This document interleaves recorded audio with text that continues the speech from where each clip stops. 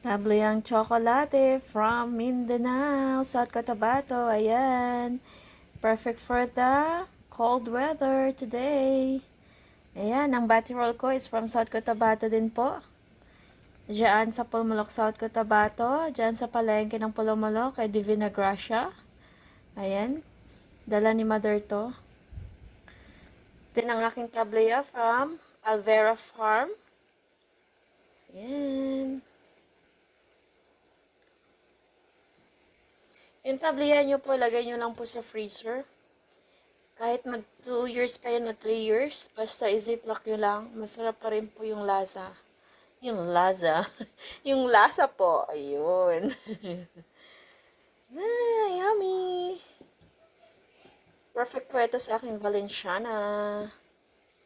Ayan, magbatirol na ako.